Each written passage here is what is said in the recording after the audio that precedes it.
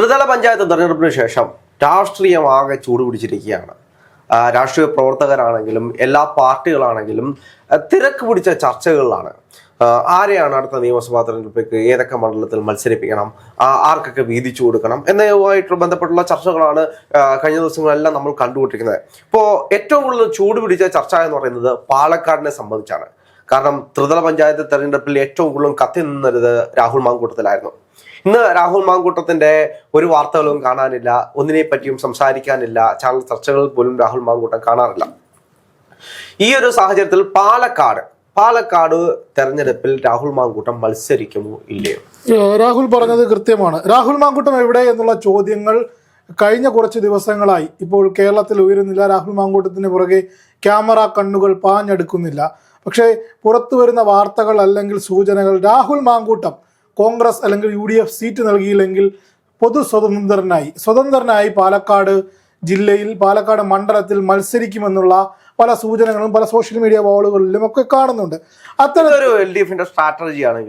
അത്തരത്തിലൊരു സ്ട്രാറ്റജി ആണെന്ന് ഒരു പറ്റം ആൾക്കാർക്ക് വേണമെങ്കിൽ അങ്ങനെ വിശ്വസിക്കാം. നോക്കൂ, രാഹുൽ മാങ്കൂട്ടം കോൺഗ്രസിനകത്ത് നിന്നുകൊണ്ട് ഇത്തരത്തിൽ ഉള്ള അദ്ദേഹം ചെയ്ത കുറ്റകൃത്യങ്ങളൊന്നും വീണ്ടും എണ്ണി പറയാൻ ആണെങ്കിൽ ഒരുപാടുണ്ട്.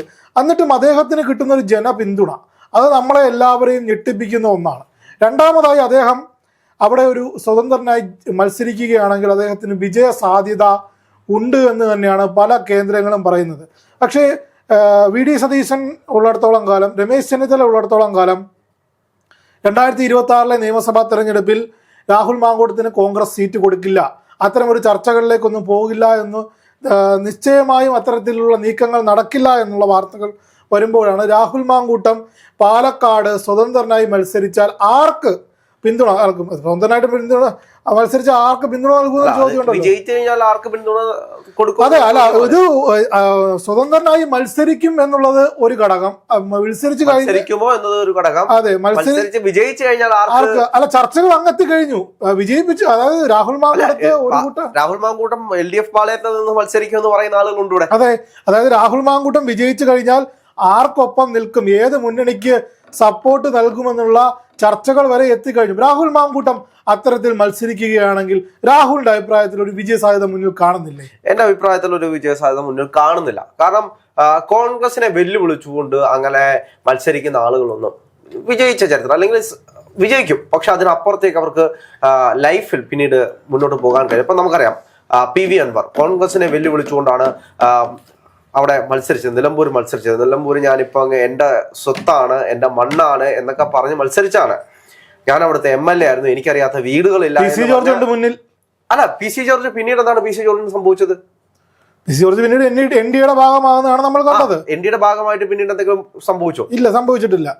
ഇപ്പോഴും PC ജോർജിന്റെ ഭയങ്കര ആക്ഷേപങ്ങളൊക്കെ ഒരുപാടുണ്ട്. അദ്ദേഹത്തിന്റെ മണ്ഡലത്തിൽ അദ്ദേഹത്തിന് ഒന്നും ചെയ്യാൻ കഴിയുന്നില്ല എന്ന് പറഞ്ഞുകൊണ്ട് എത്രയോ ആളുകൾ പാർട്ടിയെ വഞ്ചിച്ചു പോയിട്ടില്ല. ഇപ്പൊ P സരിൻ വരെ കോൺഗ്രസിൽ നിന്ന് പോയതിനു ശേഷമാണ് LDFിൽ നിന്ന് മത്സരിക്കാൻ നോക്കിയത്. പാലക്കാടിനെ സംബന്ധിച്ച് വിജയിച്ചോ? അല്ല, വേറെ ഞാൻ പറയുന്നത് വേറെ അങ്ങോട്ടും പോകുന്ന ഒരു കാര്യത്തെ പറ്റിയല്ല. രാഹുലിനെ സംബന്ധിച്ച് നോക്കൂ, ഇപ്പോ ത്രിതല പഞ്ചായത്ത് തെരഞ്ഞെടുപ്പിൽ ശക്തമായിട്ട് നിന്നിരുന്ന ഒരു വിഷയമായിരുന്നു രാഹുൽ മാങ്കൂട്ടത്തിന്റെ വിഷയം.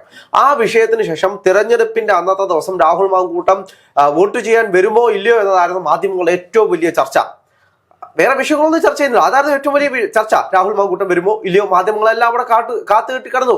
പാലക്കാട് രാഹുൽ മാങ്കൂട്ടം വരും ചിലപ്പോ വരുമോ ഇല്ലയോ എന്ന് കാത്തു കെട്ടി കിടന്നു.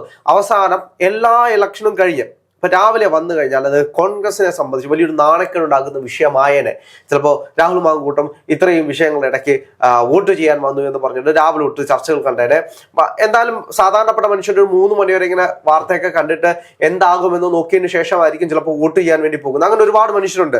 അപ്പോൾ അങ്ങനെയുള്ള ആളുകൾക്ക് എന്തിനാ വീണ്ടും കോൺഗ്രസിൽ വന്ന് വോട്ട് ചെയ്ത് അത് അങ്ങനെ ഒരു പേരുദോഷം സംഭവിക്കാതിരിക്കാൻ വേണ്ടിട്ട് 5 മണിക്ക്, അതായത് 5 മണി ആകുമ്പോഴേക്കും വന്ന് വോട്ട് ചെയ്ത് സ്ഥാനാർത്ഥി തോറ്റു. അല്ല, സ്ഥാനാർത്ഥി തോൽക്കുകയോ വിജയിക്കുകയോ ചെയ്യുന്നതല്ല, ഒരു രാഷ്ട്രീയ മാന്യത അല്ലെങ്കിൽ മാധ്യമങ്ങളിൽ ആ ഒരു വിഷയം ചർച്ച ചെയ്യാതിരിക്കാൻ വേണ്ടിയിട്ട് അതൊരു സ്റ്റേറ്റ്മെന്റ് ആണ്, അല്ലെങ്കിൽ അതൊരു നിലപാടാണ്. ഞാൻ കാരണം ആർക്കും ബുദ്ധിമുട്ടുണ്ടാകരുത് അങ്ങനെ വിചാരിച്ചിരിക്കുന്ന ഒരാൾ സ്വതന്ത്രനായി മത്സരിക്കുമെന്ന് എനിക്ക് തോന്നുന്നില്ല. പിന്നീട് അടിയുറച്ചൊരു കോൺഗ്രസ് പ്രവർത്തകനായിരുന്ന രാഹുൽ മാങ്കൂട്ടം അദ്ദേഹത്തിന്റെ കയ്യിലിരിപ്പ് കൊണ്ട് ഇത്രയും വിഷയങ്ങൾ ഉണ്ടാകുന്ന സാഹചര്യത്തിൽ മത്സരിക്കുമോ ഇല്ലയോ എന്നത് മറ്റൊരു ചോദ്യമാണ്. അപ്പോൾ എല്ലാവരെയും എതിർത്ത് സ്വതന്ത്രമായിട്ട് മത്സരിക്കുകയാണെങ്കിൽ ഒരുപാട് വിഷയങ്ങൾ അവിടെ ചർച്ചയാവും. അപ്പൊ അങ്ങനെ ഒരു സാഹചര്യത്തിൽ മത്സരിക്കുമോ എന്നത് മറ്റൊരു ചോദ്യമാണ്. മത്സരിക്കുമോ എന്നല്ല, പക്ഷെ ചർച്ചകൾ സജീവമാകുന്നത് രാഹുൽ മാങ്കൂട്ടത്തിന് കിട്ടുന്ന പിന്തുണ നോക്കൂ. രാഹുൽ മാങ്കൂട്ടം പല ഘട്ടങ്ങളിലും അവിടുത്തെ ഒരു പറ്റം കോൺഗ്രസ് എന്ന് പറയുന്നത് ഒരു കൂട്ടമാണ്. കോൺഗ്രസിന്റെ എല്ലാ തീരുമാനങ്ങളും ഉൾക്കൊള്ളുന്നതാണ് ഒരു പ്രാദേശിക ഘടകം എന്ന് പറയുന്നത്. ഒരിക്കലുമല്ല. പലർക്കും പല അഭിപ്രായങ്ങളാണ്. രാഹുൽ മാങ്കൂട്ടത്തിനെ അവിടെ മത്സരിപ്പിക്കാൻ സാധിച്ചില്ലെങ്കിൽ അദ്ദേഹം പൊതു സ്വതന്ത്രനായി നിൽക്കുകയാണെങ്കിൽ, അല്ലെങ്കിൽ സ്വതന്ത്രനായി നിൽക്കുന്ന ഒരു സാഹചര്യം വന്നാൽ അവിടുത്തെ ആണികൾക്കിടയിൽ ഭിന്നിപ്പുണ്ടാകില്ലേ? അവർ ഒരു പറ്റം പേർ ഇദ്ദേഹത്തെ വിജയിപ്പിക്കാനുള്ള പ്രവർത്തനങ്ങൾ, അതായത് എന്താണ് വിഷയം പറ്റിയത്? കോൺഗ്രസിൽ നിന്നും സസ്പെൻഡ് ചെയ്തതിനു ശേഷം രാഹുൽ മാങ്കൂട്ടത്തെ ഇതുമായി ബന്ധപ്പെട്ട് എന്താണ് വീടുകൾ കയറുന്നതുമായി ബന്ധപ്പെട്ട്, അതായത് അവിടുത്തെ വാർഡ് അടിസ്ഥാനത്തിലുള്ള വ്യക്തികളുടെ വീട് കയറുന്നതുമായി ബന്ധപ്പെട്ട ചർച്ചകളിലാണ് നമ്മൾ ഒരുപാട് കണ്ടിട്ടുള്ളത്. അതാണ് മാധ്യമ വാർത്തകളിലൊക്കെ ശ്രദ്ധ പിടിച്ചത്. അപ്പോൾ രാഹുൽ മാങ്കൂട്ടം പറഞ്ഞ കാര്യം എന്താണ്?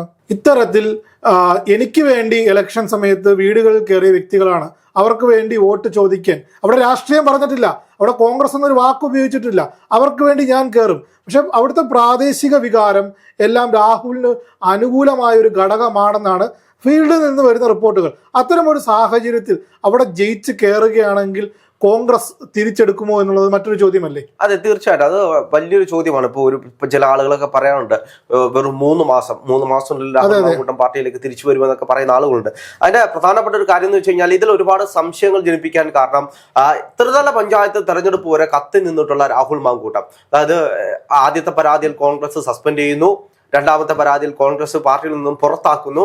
അങ്ങനെ ഒരു സാഹചര്യത്തിൽ രാഹുൽ മാങ്കൂട്ടം വിഷയം കത്തി നിന്ന സാഹചര്യത്തിന് ശേഷം ത്രിതല പഞ്ചായത്ത് തെരഞ്ഞെടുപ്പ് അവസാനിക്കുന്നു. പിന്നീട് രാഹുൽ മാങ്കൂട്ടത്തിന്റെ ഒരു ചർച്ചകളോ മറ്റു കാര്യങ്ങളോ ഒന്നുമില്ലാതെ കടന്നു പോകുന്ന ദിനങ്ങളാണ് നമുക്ക് കാണാൻ കഴിയുന്നത്.